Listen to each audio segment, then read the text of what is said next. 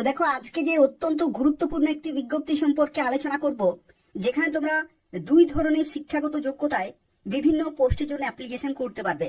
এবং এই যে বিজ্ঞপ্তি জারি হয়েছে, এটি হচ্ছে রেলওয়ের তরফ থেকে আরআরবি এনটিপিসি রিক্রুটমেন্ট 2024, অর্থাৎ নন টেকনিক্যাল পপুলার ক্যাটাগরিতে তোমরা উচ্চ মাধ্যমিক পাস শিক্ষাগত যোগ্যতায় এবং গ্রাজুয়েশন শিক্ষাগত যোগ্যতায় বিভিন্ন পোস্টের জন্য অ্যাপ্লিকেশন করতে পারবে। এবং সেই সংক্রান্ত যে শর্ট নোটিফিকেশন সেটা কিন্তু জারি হয়ে গেছে। দেখো, এটি হচ্ছে government of India, ministry of railway recruitment বোর্ডের তরফ থেকে বিজ্ঞপ্তি প্রকাশিত হয়েছে, যেখানে টোটাল দুটি বিজ্ঞপ্তি রয়েছে।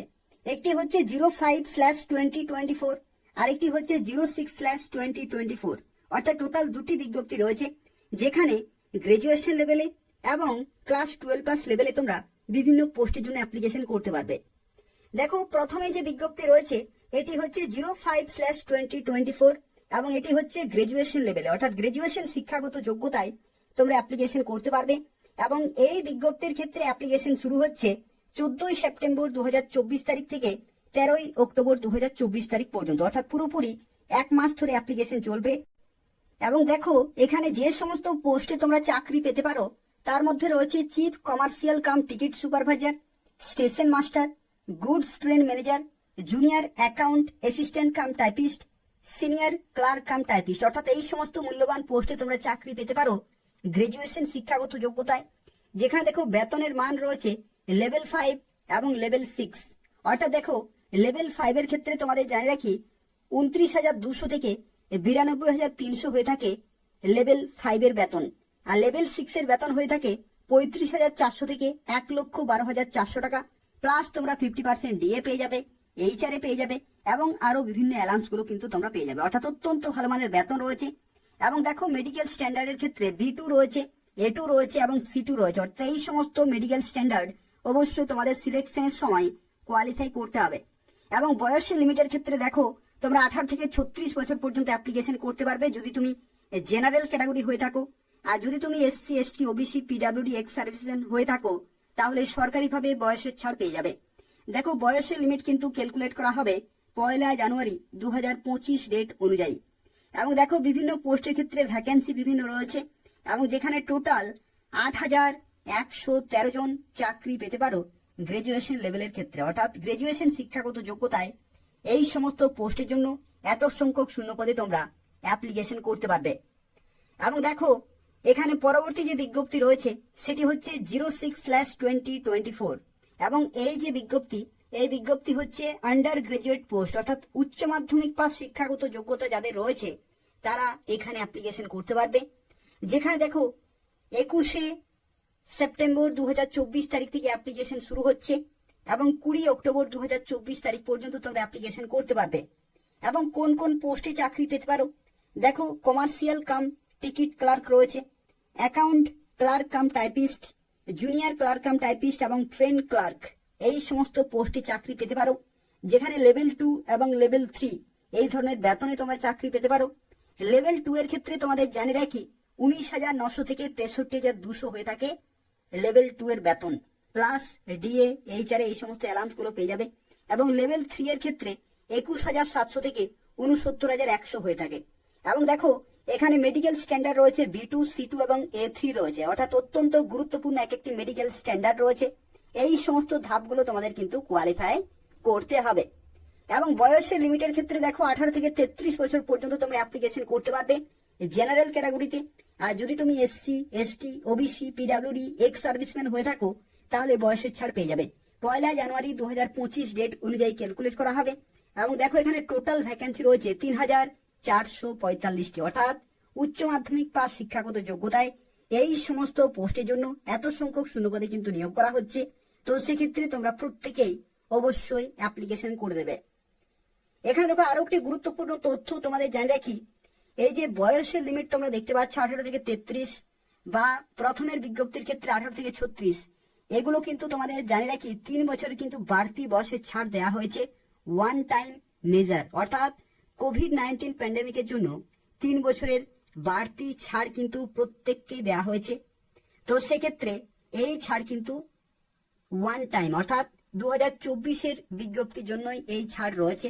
কিন্তু 2025-এ বা পরবর্তী যে বিজ্ঞপ্তিগুলি আসতে চলেছে রেলওয়ে তরফ থেকে, সেই সমস্ত বিজ্ঞপ্তিতে কিন্তু তোমরা 3 বছরের ছাড় পাবে না।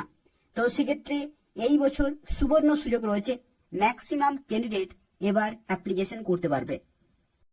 তো দেখো, এরপর আমরা আলোচনা করব সিলেকশন প্রসেস সম্পর্কে, অর্থাৎ টোটাল কয়টি ধাপের মাধ্যমে তোমরা চাকরি পেতে পারো। তো দেখো, প্রথমেই তোমাদের হবে কম্পিউটার বেসড টেস্ট, অর্থাৎ CBT 1 হবে, তারপরে হবে CBT 2, তারপরে হবে কম্পিউটার বেসড অ্যাপটিটিউড টেস্ট। এটা কিন্তু সবার জন্য নয়, স্টেশন মাস্টার যে পোস্ট রয়েছে সেই পোস্টের ক্ষেত্রে কিন্তু CBAT রয়েছে। এবং দেখো, টাইপিং স্কিল টেস্ট, এটা কিন্তু সবার জন্য নয়, যারা টাইপিস্টের পোস্টের জন্য অ্যাপ্লিকেশন করবে তাদের ক্ষেত্রে কিন্তু এই টেস্ট হবে। এবং তারপরে তোমাদের হবে ডকুমেন্ট ভেরিফিকেশন, এবং তারপরে হবে মেডিকেল টেস্ট, অর্থাৎ টোটাল 6টি ধাপ রয়েছে। এবং এই 6টি ধাপ কিন্তু সবার জন্য নয়। যদি তুমি টাইপিস্টের পোস্টের জন্য অ্যাপ্লিকেশন করো তো সেক্ষেত্রে টাইপিং স্কিল টেস্ট হবে, স্টেশন মাস্টারের জন্য কম্পিউটার বেসড অ্যাপটিটিউড টেস্ট হবে। তো সেক্ষেত্রে এই ধরনের কিন্তু বিভিন্ন পোস্টের ক্ষেত্রে বিভিন্ন সিলেকশন প্রসেস রয়েছে। তো দেখো, প্রথমে যে ধাপটি রয়েছে এটি হচ্ছে CBT 1, এবং এই CBT 1 সবার জন্যই একই রয়েছে।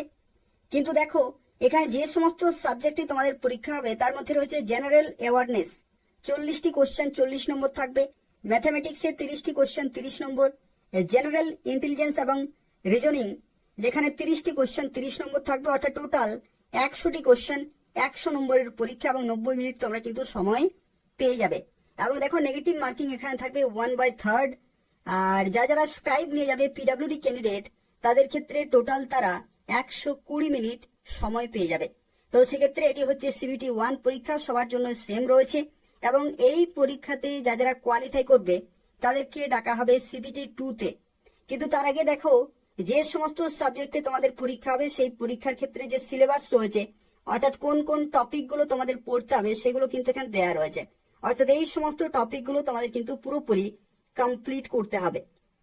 এবং পরবর্তী দেখো, যে CBT 2 পরীক্ষা রয়েছে, এই CBT 2 এর ক্ষেত্রে তোমাদের একটি তথ্য জানিয়ে রাখি, বিভিন্ন যে সমস্ত লেভেলগুলি রয়েছে, লেভেল 2 রয়েছে, লেভেল 3 রয়েছে, লেভেল 5, লেভেল 6, এই যে বিভিন্ন লেভেল রয়েছে, প্রত্যেকটি লেভেলের ক্ষেত্রে কিন্তু CBT 2 পরীক্ষা আলাদা হবে।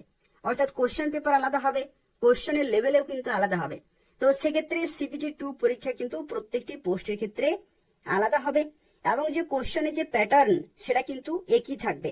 অর্থাৎ দেখো, জেনারেল অ্যাওয়ারনেস 50টি কোশ্চেন 50 নম্বর, ম্যাথামেটিক্সে 35টি কোশ্চেন 35 নম্বর, জেনারেল ইন্টেলিজেন্স এবং রিজনিং 35টি কোশ্চেন 35 নম্বর, অর্থাৎ টোটাল 120টি কোশ্চেন 120 নম্বরের পরীক্ষা, এবং 90 মিনিট তোমরা কিন্তু সময় পাবে।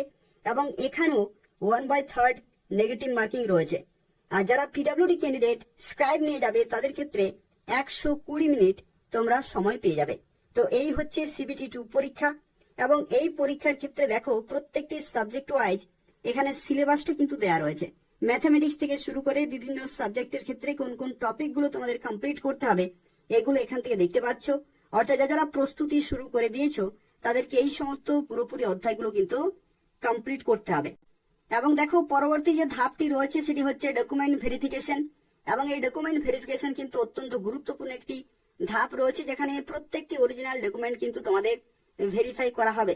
অর্থাৎ এডুকেশনাল কোয়ালিফিকেশন থেকে শুরু করে বয়সের প্রমাণপত্র, যদি তোমাদের কাস্ট সার্টিফিকেট থাকে সেগুলো কিন্তু প্রত্যেকটি ভেরিফাই করা হবে। এবং অ্যাপ্লিকেশন করার সময় যা কিছু তুমি ডকুমেন্ট আপলোড করবে সেগুলো কিন্তু তোমাদের ভেরিফাই করা হবে। তো সেক্ষেত্রে এটি হচ্ছে পরবর্তী ধাপ। এবং তারপরে তোমাদের হবে মেডিকেল স্ট্যান্ডার্ড টেস্ট বা মেডিকেল যে পরীক্ষা সেটা কিন্তু হবে। এবং সেই পরীক্ষার ক্ষেত্রে তোমাদের বিভিন্ন পোস্টের ক্ষেত্রে যে মেডিকেল স্ট্যান্ডার্ড চেয়েছে সেগুলোতে তোমাদের কিন্তু 1/1 কোয়ালিফাই করতে হবে। তো দেখো, সব শেষে আরো একটি গুরুত্বপূর্ণ তথ্য তোমাদের জানিয়ে রাখি, অ্যাপ্লিকেশন ফি। অ্যাপ্লিকেশন ফি এর ক্ষেত্রে দেখো, ছেলেদের ক্ষেত্রে জেনারেল OBC 500 টাকা পেমেন্ট করতে হবে। আর মেয়েদের ক্ষেত্রে SC ST PWD EBC অর্থাৎ ইকোনমিক্যালি ব্যাকওয়ার্ড ক্লাসেস, তাদের ক্ষেত্রে 250 টাকা পেমেন্ট করতে হবে।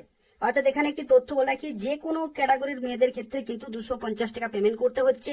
এবং এই যে পেমেন্ট এগুলো কিন্তু রিফান্ড হবে। কি রকম ভাবে রিফান্ড হবে দেখো, CBT 1 পরীক্ষা হয়ে যাওয়ার পরে ছেলেদের ক্ষেত্রে জেনারেল OBC 400 টাকা রিফান্ড পেয়ে যাবে। এবং প্রত্যেকটি মেয়েরা SC ST PWD এবং EBC তারা কিন্তু 250 টাকা রিফান্ড পেয়ে যাবে। অর্থাৎ তোমাদের যে CBT-1 পরীক্ষা হবে সেই পরীক্ষাতে অবশ্যই তোমাদের বসতে হবে এবং সেই পরীক্ষা হয়ে যাওয়ার পরে তোমরা নির্দিষ্ট ক্যাটাগরি ওয়াইজ নির্দিষ্ট অ্যামাউন্ট তোমাদের অ্যাকাউন্টে রিফান্ড পেয়ে যাবে।